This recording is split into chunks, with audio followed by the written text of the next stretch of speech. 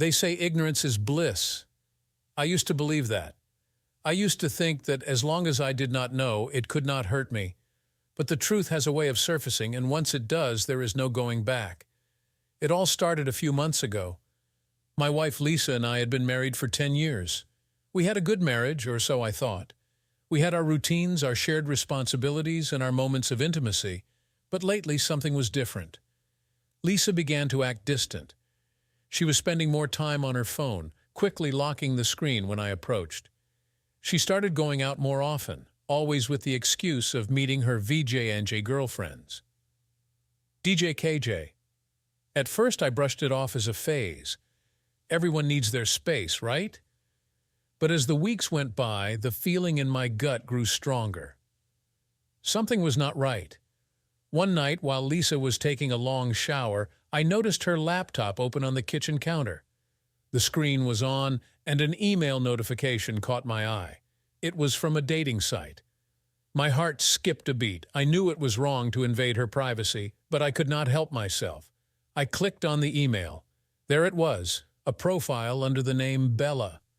She had been chatting with two guys, Jay and Mike, planning some sort of masked trio encounter. They had already set a date and a place VDJ the coming Saturday at a fancy hotel downtown. I felt a wave of nausea. My wife, the woman I loved and trusted, was planning to cheat on me. The messages were explicit, filled with promises of passion and secrecy.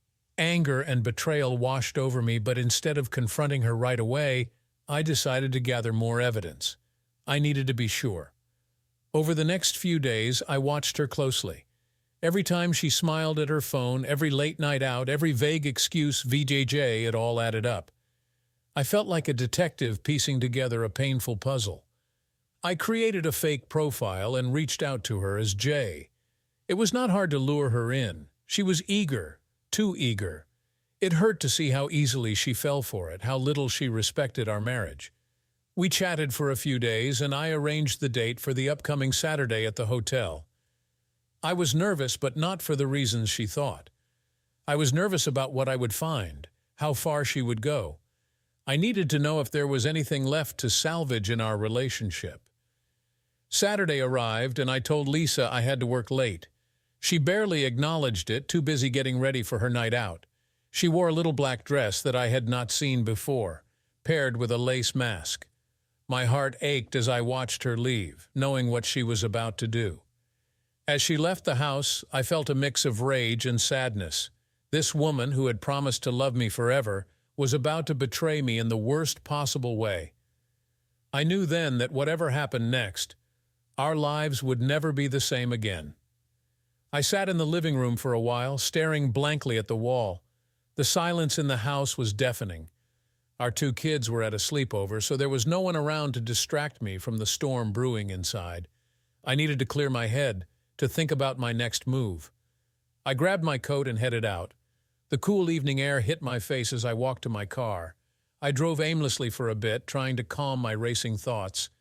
Eventually, I found myself parked outside the hotel where Lisa VJRTM's rendezvous was supposed to take place. The place was upscale, with valet parking and a grand entrance. It was the kind of place we could never afford for a casual night out, which made it even more painful. I called my friend Mike, who had agreed to help me with my plan. Mike was one of the few people I trusted completely. We had been friends since college, and I knew he would have my back no matter what. When I explained the situation to him, he was shocked but supportive. He agreed to play along, to be the other guy in the setup. "VJ and Jar, are you sure you want to go through with this?" DJ KJ Mike asked, his voice full of concern. Yeah, VJ KJ, I replied, my voice trembling slightly. VDJ and I need to know the truth. DJ K. We arrived at the hotel bar an hour before the scheduled meeting time. The bar was dimly lit, with a cozy, intimate atmosphere. Perfect for secret encounters, I thought bitterly. We found a quiet corner and ordered drinks. I could not shake the feeling of dread that had settled in my stomach. This was it. There was no turning back. As we waited, I filled Mike in on the details. He listened patiently, offering words of encouragement. I could tell he was as nervous as I was, but he hid it well. We went over our plan one last time, making sure we were on the same page. We would meet Lisa, chat for a bit, and then take her up to the room. Once there, I would reveal myself and confront her. Simple, but effective. Time seemed to crawl by as we waited. Every minute felt like an eternity. I kept glancing at the entrance, half hoping she would not show up, that this was all some terrible misunderstanding. But deep down, I knew she would come. She had already made her choice. Finally, she walked in. My heart pounded in my chest as I watched her approach the bar. She looked stunning, her little black dress hugging her curves in all the right places. The lace mask added an air of mystery, making her look like a character from a masquerade ball. For a moment, I felt a pang of guilt. Maybe I was overreacting. Maybe this was all a mistake. But then I remembered the messages, the lies, the betrayal. Any lingering doubts vanished, replaced by a cold, hard determination. I watched as she ordered a drink, her eyes scanning the room. When she spotted us, a smile spread across her face. She had no idea what was coming. "Vidi Njara, you Bella?" GKJ asked, standing up to greet her. "VDJNJ, yes, that is me, VJKJ," she replied, her voice tinged with excitement. "VJNJIMJ, and this is Mike, VDJKJ," I said, introducing us. "VJNJ, it is nice to finally meet you in person." "VJKJ?" She smiled, shaking our hands. "VDJJ, nice to meet you too." "DJKJ." We chatted for a while, making small talk. I could see the excitement in her eyes, the thrill of doing something forbidden. It made me sick. But I kept my composure, playing along with the charade. After a few drinks, I suggested we head up to the room. "VJNJ, shall we?" "DJKJ," I asked, trying to keep my voice steady. She nodded eagerly. "VJNJ, yes, let us go."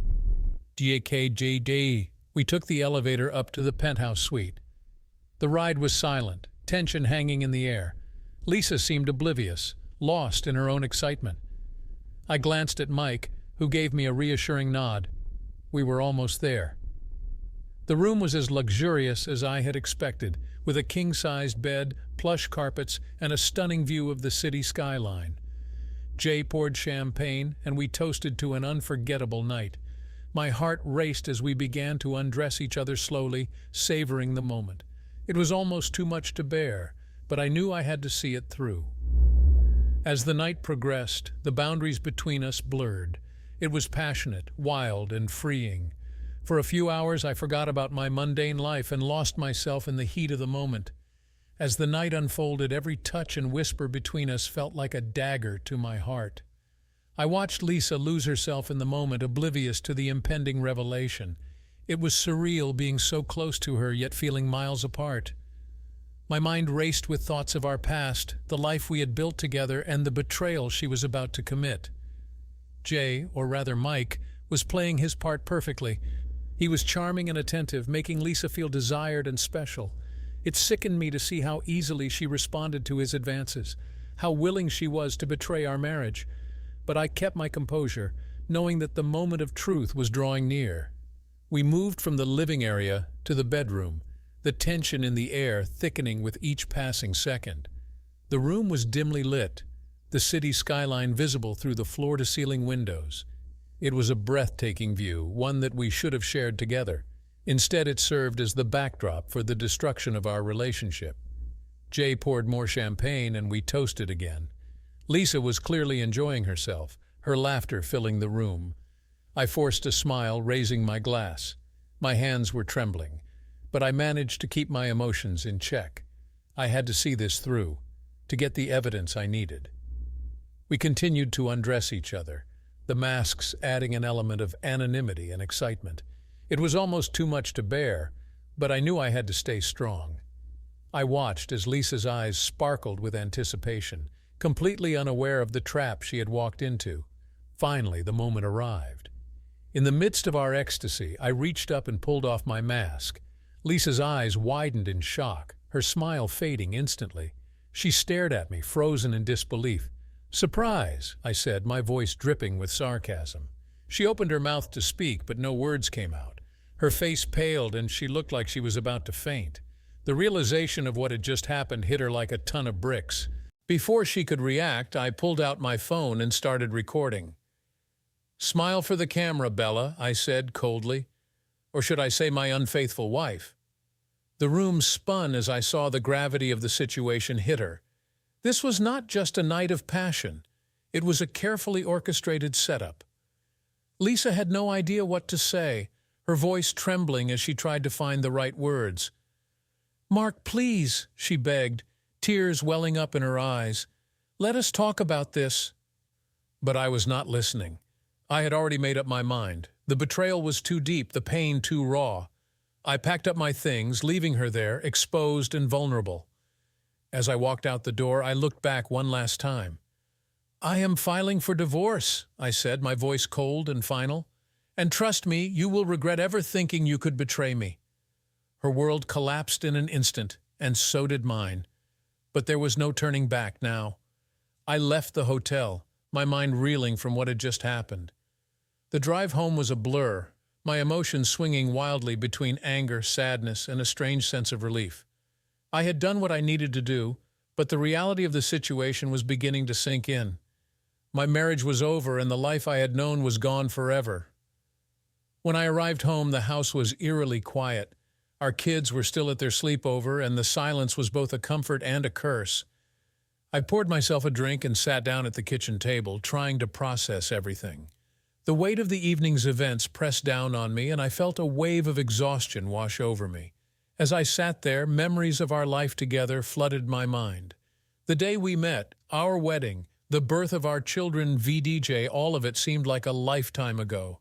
I could not believe how quickly it had all unraveled. The love and trust we had built over the years had been shattered in a single night. I thought about what the future would hold. Divorce, custody battles, the inevitable questions from our children, VDJ. It was all so overwhelming. But I knew I had made the right decision. Lisa had betrayed me in the worst possible way, and there was no coming back from that. The next morning I woke up early, the events of the previous night still fresh in my mind. I knew I needed to start taking action. I called a divorce lawyer and set up a meeting for later in the week. I also began gathering evidence, printing out the emails and messages I had found. I wanted to be prepared for whatever was to come. As the day went on, I tried to keep myself busy. I cleaned the house, ran errands, and did everything I could to keep my mind off Lisa. But no matter what I did, the pain and betrayal were always there, lurking in the back of my mind. That evening, the kids came home. Their laughter and excitement were a welcome distraction, and for a few hours I managed to forget about my troubles. We had dinner, played games, and watched a movie together. It was a brief respite from the storm that was brewing. After putting the kids to bed, I sat down in the living room, my mind racing with thoughts of what was to come. I knew I had a long and difficult road ahead of me, but I was determined to see it through. I needed to protect myself and my children, to make sure that Lisa's betrayal did not destroy our lives. As I sat there, I felt a strange sense of resolve. I had been through hell, but I was still standing. I had faced the truth and taken action. Now it was time to move forward, to rebuild my life and find a way to heal. The days that followed were some of the hardest of my life. Each morning I woke up with a sense of dread, knowing that everything had changed. I had made an appointment with a divorce lawyer, and it was time to face the reality of what needed to be done. I went to see James Parker, a highly recommended divorce attorney. His office was sleek and professional, a stark contrast to the chaos that was now my life. As I sat in the waiting room, I tried to steady my nerves. This was just the beginning, but it felt like the weight of the world was on my shoulders. "Mr. Parker will see you now," the receptionist said, snapping me out of my thoughts. I walked into his office, my heart pounding. James greeted me with a firm handshake and a warm smile, but his eyes were sharp and analytical. "Mark, please have a seat," he said, gesturing to a leather chair across from his desk. "I understand you are going through a tough time. Why do not you start by telling me what has happened?"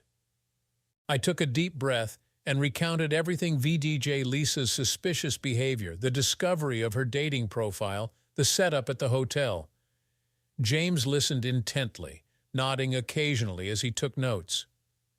"You did the right thing by gathering evidence," he said when I finished. "It will be crucial in building your case. Adultery is grounds for divorce, and with the proof you have, it should be straightforward." His matter-of-fact tone was oddly reassuring. He laid out the steps we would need to take, from filing the initial paperwork to negotiating custody arrangements. It was overwhelming, but James was confident and knowledgeable.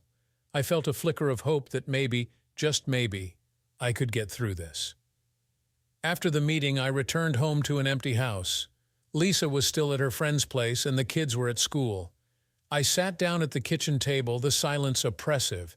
I knew I needed to talk to Lisa, to confront her about what had happened and discuss how we would move forward. I sent her a text asking her to come home that evening. She responded quickly, agreeing to meet. My heart raced as I imagined the conversation that lay ahead. I had rehearsed what I wanted to say, but I knew it would be difficult to keep my emotions in check. When Lisa walked through the door that night, she looked tired and anxious. She had not changed out of her clothes from the previous night, and her eyes were puffy from crying. I took a deep breath, trying to steady myself.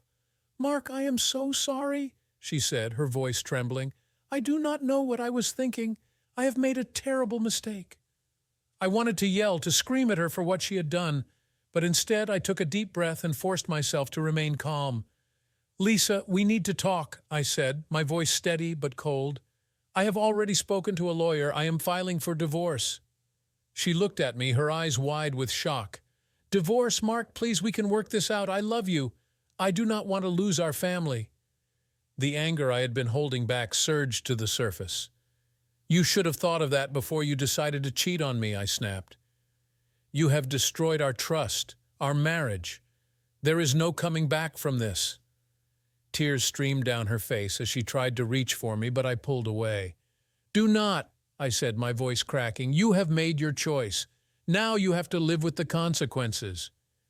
We spent the next few hours discussing the logistics VDJ, how we would tell the kids, the arrangements for the house, and the process of separation. It was painful and heart-wrenching, but it was necessary. Lisa pleaded with me to reconsider, but my mind was made up. The betrayal was too deep, the wound too fresh.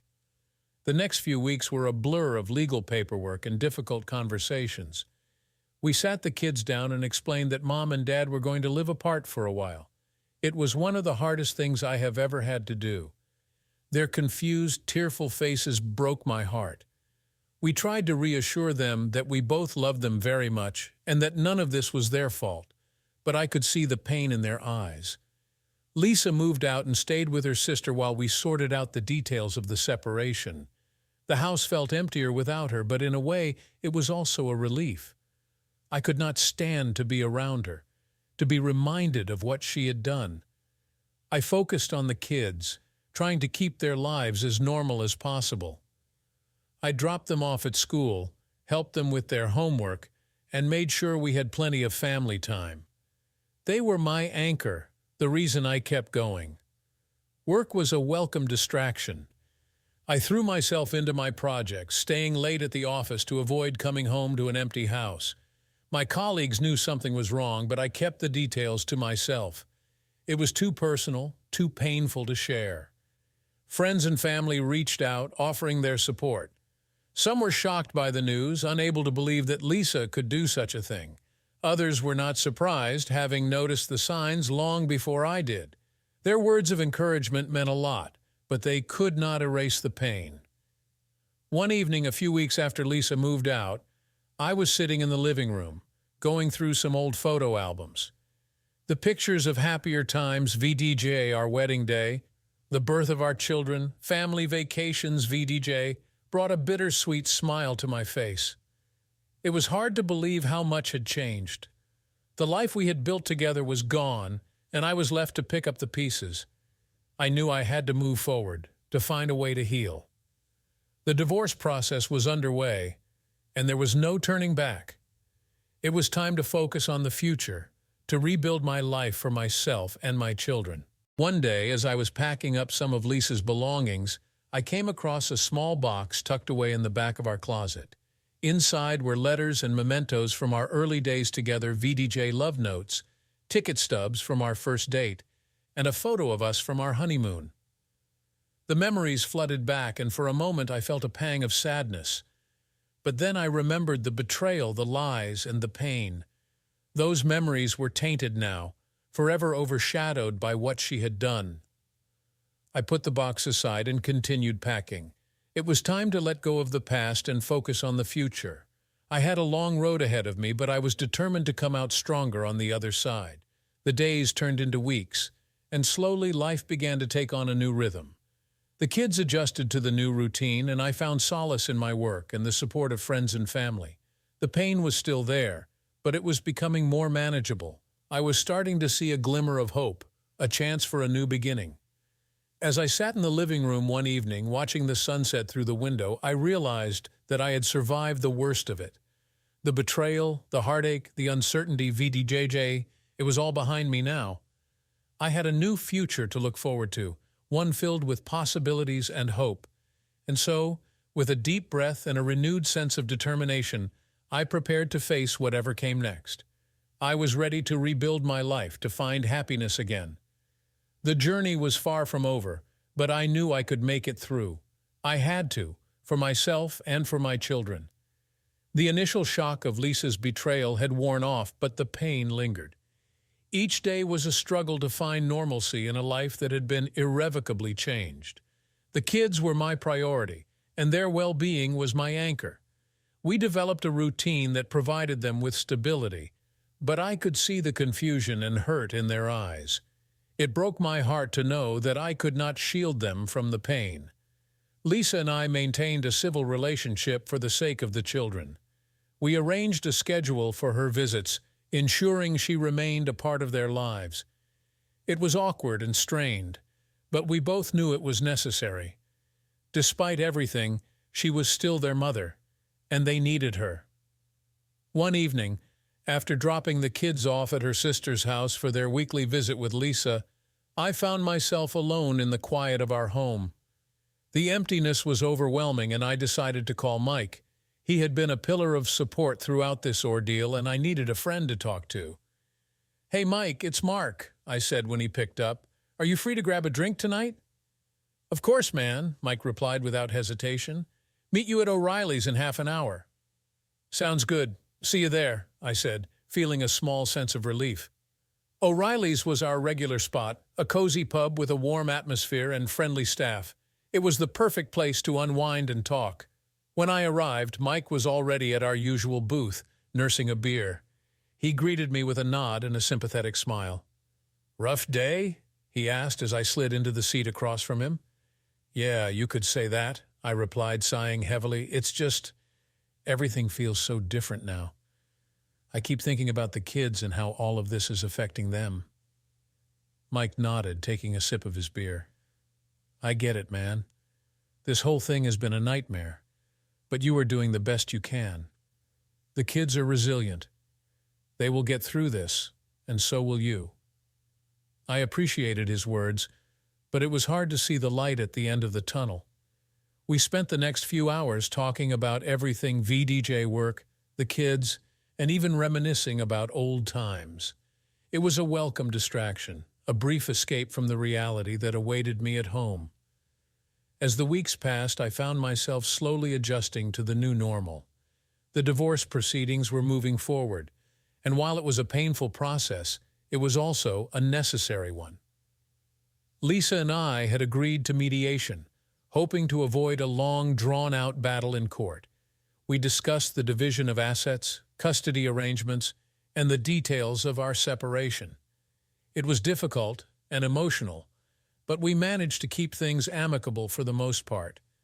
The support from friends and family was invaluable. My parents stepped in to help with the kids, and my sister Sarah became a frequent visitor. She was a single mother herself, and her strength and resilience were a source of inspiration for me. We spent countless hours talking, sharing our struggles, and offering each other advice and encouragement. One evening, as we sat on the porch watching the kids play in the yard, Sarah turned to me with a thoughtful expression. "Mark, I know this is a tough time for you, but have you thought about talking to someone? A therapist, maybe? She asked gently.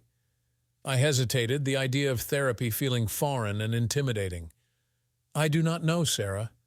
I've never really considered it. She nodded, understanding. I get it, but it might help. Just having someone to talk to, someone who can offer a different perspective. It made a big difference for me after my divorce. Her words stayed with me, and after some contemplation, I decided to give it a try. I found a therapist named Dr. Jacobs, who specialized in helping individuals through difficult life transitions. Our first session was nerve-wracking, but Dr. Jacobs's calm demeanor and empathetic approach put me at ease. Mark, I want you to know that this is a safe space, she said, her voice soothing. You can share whatever you are comfortable with, and we will work through it together. I started by recounting the events that had led to my decision to file for divorce. As I spoke, I felt a weight lift off my shoulders. It was cathartic to voice my pain and frustration, to have someone listen without judgment. Over the next few sessions, we delved deeper into my emotions. Dr. Jacobs helped me understand the stages of grief and loss, and we worked on strategies to cope with the overwhelming feelings. She encouraged me to focus on self-care, to find activities that brought me joy and peace. I started running again, something I had not done in years. The rhythmic pounding of my feet on the pavement became a form of therapy, a way to clear my mind and release pent-up emotions. I also reconnected with old hobbies, VDJ, playing the guitar, reading, and even painting. These activities provided a sense of normalcy and control in a life that had been turned upside down. Despite the progress I was making, there were still difficult days. Nights were the hardest. The silence and solitude were a stark reminder of what I had lost. I missed the companionship, the shared moments, and the sense of partnership that had once defined my marriage. But I knew I had to keep moving forward, for my sake and for my children. One evening, as I sat in the living room strumming my guitar, a sense of calm washed over me. The music was a balm for my wounded soul, a reminder that there was still beauty and joy to be found in life. I thought about the future, about the possibilities that lay ahead. It was daunting, but also exciting. I had the chance to rebuild, to create a new life for myself and my children. As the days turned into weeks, the routine became more familiar. The kids adapted to the new schedule, and their resilience was a source of strength for me. I focused on being present for them, on creating happy memories and providing a stable environment. We went on weekend trips, explored new parks, and even started a small garden in the backyard. These moments of connection and joy were a reminder of what truly mattered. Lisa continued to be a part of the children's lives, and while our interactions were still strained, we managed to co-parent effectively. I could see the effort she was making, and I appreciated it, even if the trust between us was irreparably damaged. One day, as I was picking the kids up from school, their teacher, Mrs. Johnson, pulled me aside. "Mark, I just wanted to let you know that Jeremy and Melissa have been doing well. They are adjusting to the changes, and they both speak very highly of you," she said with a warm smile. Her words brought a lump to my throat. "Thank you, Mrs. Johnson. That means a lot." She nodded, her eyes kind. "You are doing a great job, Mark. It is clear that they feel loved and supported." Hearing that was a balm for my soul. Despite everything, I was managing to provide a safe and loving environment for my children. It was not easy, but it was worth every effort. As the weeks turned into months, I found myself slowly healing. The pain of Lisa's betrayal was still there, but it was no longer the all-consuming force it had once been. I was beginning to see a future beyond the heartbreak, a future filled with hope and possibility.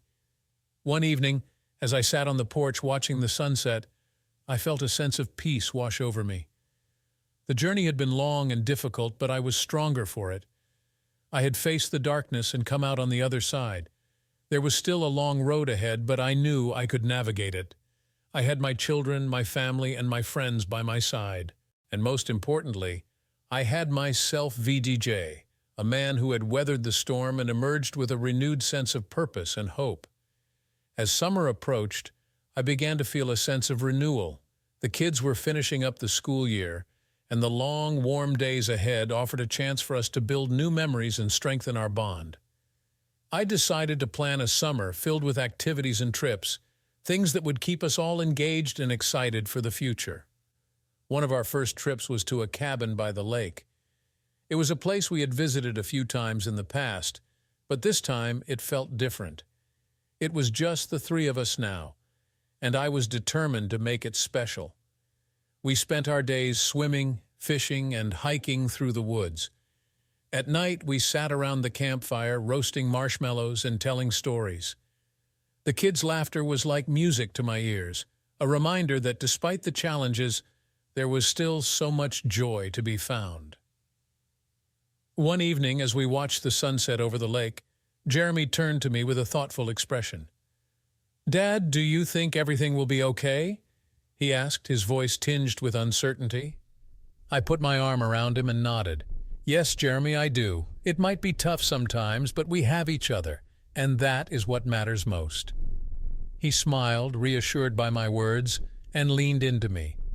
Melissa joined us, snuggling close. In that moment, I felt a profound sense of gratitude. We were navigating this new chapter together, and our love for each other was unwavering. Back home, life continued to find a new rhythm. I had settled into a routine with the kids, and we were finding our stride. I also began to think about my own future. The therapy sessions with Dr. Jacobs had been incredibly helpful, and I felt more grounded and hopeful than I had in months. It was time to consider the possibility of opening myself up to new experiences and relationships.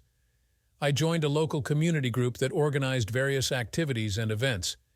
It was a great way to meet new people and step out of my comfort zone. I attended a few gatherings, VDJ book clubs, hiking trips, and even a cooking class. It felt good to be around others, to share stories and experiences, and to feel a sense of belonging. One evening, at a community potluck, I struck up a conversation with a woman named Emily. She was warm and friendly, with a quick smile and a genuine interest in getting to know people. We talked about everything VDJ, our jobs, our kids, and our shared love of the outdoors. There was an easy chemistry between us, and I found myself enjoying her company more than I had expected. As the evening went on, we continued to chat, moving from one topic to another effortlessly. It had been a long time since I had felt this kind of connection, and it was both exhilarating and nerve-wracking. "Mark, I am really glad we met tonight," Emily said, her eyes meeting mine. "It's nice to talk to someone who understands what it is like to start over." "I feel the same way," I replied, smiling. "It has been a while since I have felt this comfortable with someone." We exchanged numbers and made plans to meet up for a hike the following weekend. As I drove home that night, I felt a mix of excitement and apprehension. This was uncharted territory for me, but I was ready to take the plunge. The hike with Emily was wonderful. We talked and laughed as we explored the trails, and the natural beauty around us provided a perfect backdrop for our budding friendship. Over the next few weeks, we spent more time together, getting to know each other better. There was no rush, no pressure VDJ, just two people enjoying each other's company and discovering common interests. Meanwhile, my relationship with the kids continued to flourish. They were adjusting well to the new routine, and our bond was stronger than ever. We spent weekends exploring local parks, having movie nights, and trying out new recipes in the kitchen. It was a time of healing and growth for all of us. Lisa remained involved in the children's lives, and our co-parenting arrangement was working smoothly. We kept our interactions brief and focused on the kids, avoiding any unnecessary tension. It was not easy, but it was necessary for their sake. One afternoon, while the kids were at a friend's house, I found myself thinking about the future. The divorce was final, and I was slowly building a new life. The pain of Lisa's betrayal was still there, but it was no longer the defining feature of my existence. I was beginning to see the possibility of happiness and fulfillment beyond the heartbreak. Emily and I continued to grow closer. We shared stories of our pasts, our hopes for the future, and our dreams. It was refreshing to be with someone who understood the complexities of starting over, someone who had also faced challenges and emerged stronger. Our relationship was built on mutual respect and genuine affection, and it felt right. One evening, as we sat on the porch of her house watching the sunset, Emily turned to me with a serious expression. "Mark, I know we have both been through a lot, and I do not want to rush anything, but I have really enjoyed getting to know you, and I care about you a lot," she said softly. "I feel the same way, Emily," I replied, taking her hand in mine. "You have been a wonderful presence in my life, and I am grateful for every moment we spend together." She smiled, her eyes sparkling. "I think we have something special here, and I'm excited to see where it goes." As we sat there, hand in hand, I felt a sense of hope and possibility. The future was uncertain, but it was also full of promise. I had come a long way from the dark days of betrayal and heartbreak, and I was ready to embrace whatever came next. The summer continued, filled with laughter, adventure, and new experiences. The kids and I grew closer than ever, and our bond was unbreakable. They were thriving, and their resilience inspired me every day. Emily became a cherished part of our lives. She joined us on our weekend adventures, and the kids took to her quickly. Her warmth and kindness were evident in every interaction, and I was grateful for the positive influence she had on all of us. One afternoon, as we sat in the park watching the kids play, Emily turned to me with a thoughtful expression. "Mark, have you ever thought about what the future holds for us?" she asked gently. I smiled, nodding. "I have, and I'm excited about it. I see a future where we continue to grow together, where we support and cherish each other." She squeezed my hand, her eyes filled with emotion. "I feel the same way. I'm so glad we found each other." As the sun set, casting a golden glow over the park, I felt a deep sense of contentment. Life had taken unexpected turns, but it had also brought new opportunities for love and happiness. I had faced the darkness and come out stronger, and now, with Emily by my side, I was ready to embrace the future with open arms. The rhythm of our new life continued to settle into place.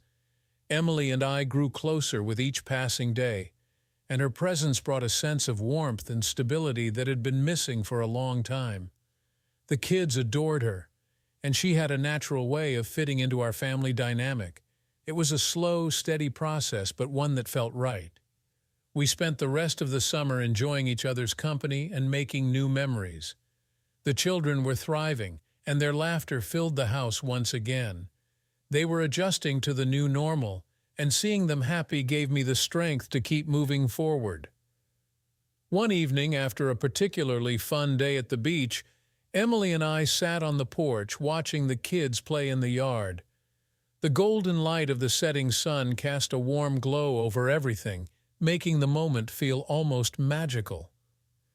"Mark, I have been thinking," Emily said, her voice soft but serious.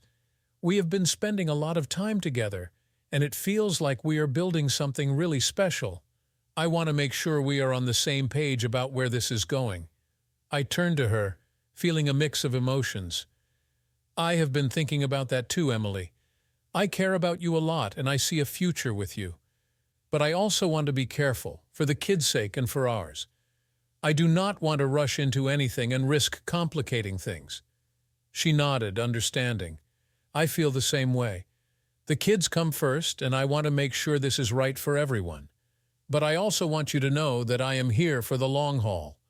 I am committed to making this work." Her words brought a sense of reassurance and peace. "Thank you, Emily. That means a lot. I am committed to this too. We will take it one step at a time, together." As the summer drew to a close, the kids prepared to go back to school.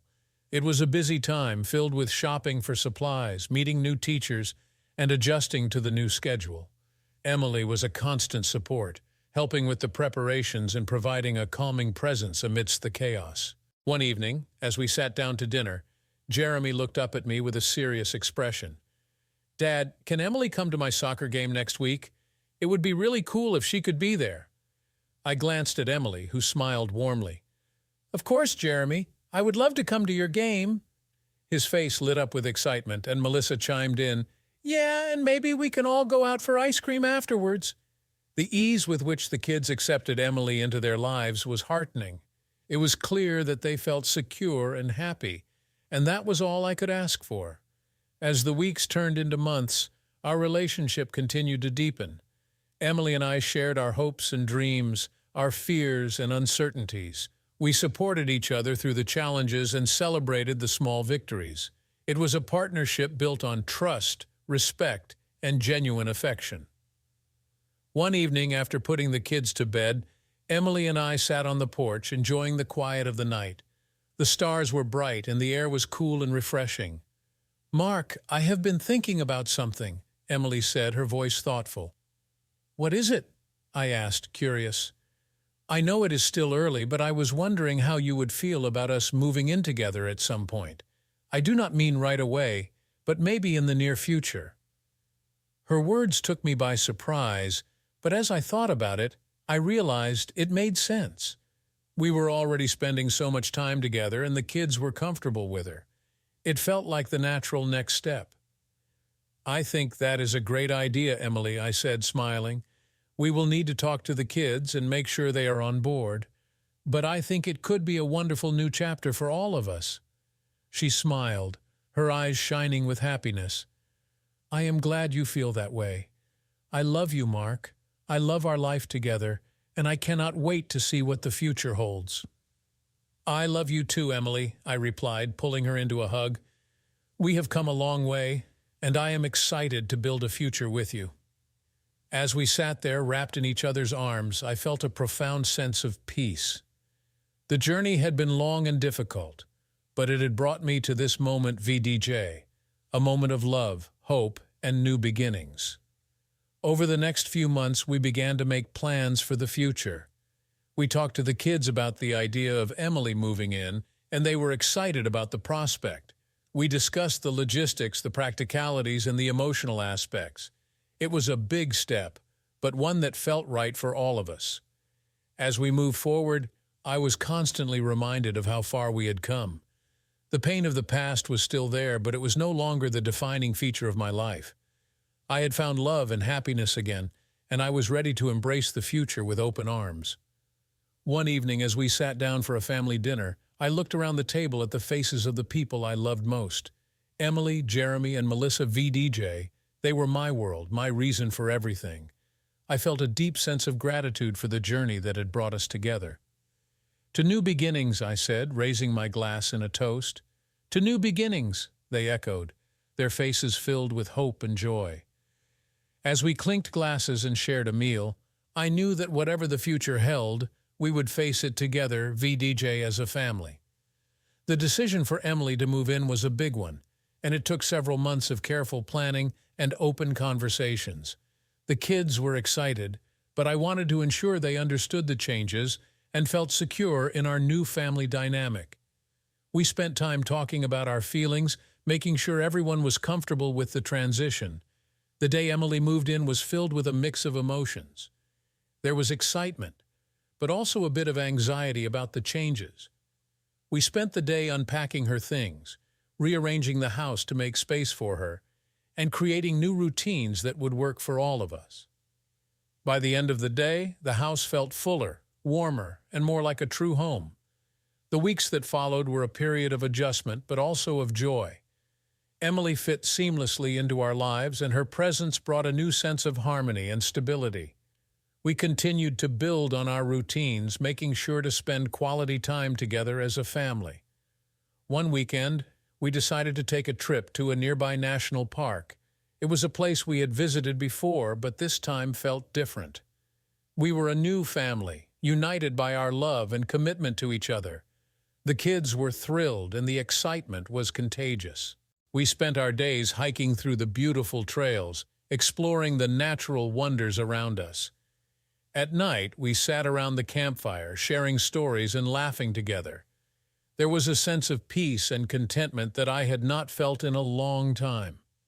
Emily and I would stay up late after the kids had gone to sleep, talking about our dreams for the future and reflecting on how far we had come. One evening, as we watched the stars twinkle above us, Emily took my hand and squeezed it gently. Mark, this has been an incredible journey. I am so grateful for you and the kids. I love you all so much. I love you too, Emily, I replied, feeling a deep sense of gratitude. I cannot imagine my life without you. You have brought so much joy and love into our lives. She smiled, her eyes sparkling in the firelight. We have come a long way, and I am excited about our future. I know there will be challenges, but I am confident that we can face anything together.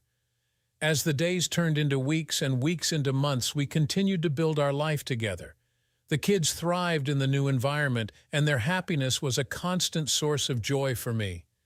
Emily and I grew closer, our bond strengthened by the experiences we shared. One evening after the kids had gone to bed, Emily and I sat on the porch, enjoying the quiet of the night.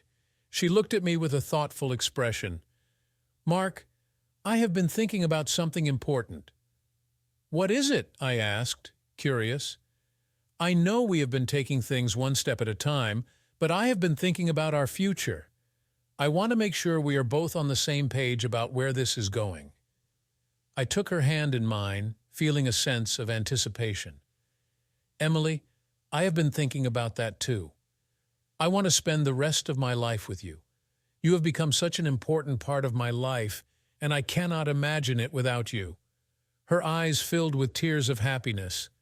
I feel the same way, Mark. I love you, and I love the life we are building together. As we sat there, wrapped in each other's arms, I knew that our future was bright. We had faced so many challenges, but we had emerged stronger and more united than ever. The love and support we shared were the foundation of our new life, and I was excited about what lay ahead.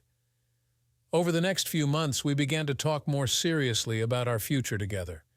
We discussed the possibility of marriage, of blending our families even more closely. It was a big step, but one that felt right for both of us. The kids were supportive and excited about the idea, which made the decision even more meaningful. One evening, as the sun set over the horizon, casting a warm glow over our backyard, I took Emily's hand and led her to the spot where we had spent so many evenings talking and dreaming about our future. Emily, I said, my voice filled with emotion, you have brought so much love and happiness into my life. You have been a rock for me and the kids, and I cannot imagine my future without you. Will you marry me? Her eyes filled with tears as she smiled and nodded. Yes, Mark, I will marry you. I love you so much. As we embraced, the kids came running out, cheering and celebrating. It was a moment of pure joy and love, a culmination of the journey we had been on together. The following months were filled with wedding preparations and excitement. We wanted to keep things simple and meaningful, focusing on what truly mattered, VDJ, our love for each other, and our commitment to our family. We decided on a small ceremony in our backyard, surrounded by close friends and family. The day of the wedding was perfect. The sun was shining, and the air was filled with the scent of blooming flowers. As I stood at the altar waiting for Emily, I felt a sense of peace and happiness that I had not felt in a long time. When Emily appeared, walking down the aisle with Jeremy and Melissa by her side, my heart swelled with love. She looked radiant, her smile lighting up the entire yard. As she reached me, we joined hands, ready to take this next step in our journey together. The ceremony was simple but beautiful. We exchanged vows, promising to love and support each other for the rest of our lives. The kids stood by our side, their faces filled with joy and excitement. It was a moment of pure love and unity, a testament to the strength of our bond. As we celebrated with our friends and family, I looked around at the faces of the people who had supported us through this journey. Their love and encouragement had been a source of strength, and I was grateful for each and every one of them. That evening, as the sun set and the stars began to twinkle above, Emily and I stood hand in hand, looking out at the future that lay ahead of us. "We did it," she said, her voice filled with emotion. "We made it through the darkness and found the light." "Yes, we did," I replied, pulling her close. "And I know that whatever the future holds, we will face it together." As we stood there, surrounded by the love and support of our family and friends, I felt a deep sense of peace and contentment. The journey had been long and difficult, but it had brought us to this moment VDJ, a moment of love, hope, and new beginnings. Our lives were forever changed, but we had emerged stronger, united by our love and commitment to each other. The future was bright, and I was ready to embrace it with open arms, knowing that with Emily by my side, anything was possible. And so, with hearts full of love and hope, we stepped into our future together, ready to face whatever came our way. We had found our new beginning, and it was more beautiful than I had ever imagined.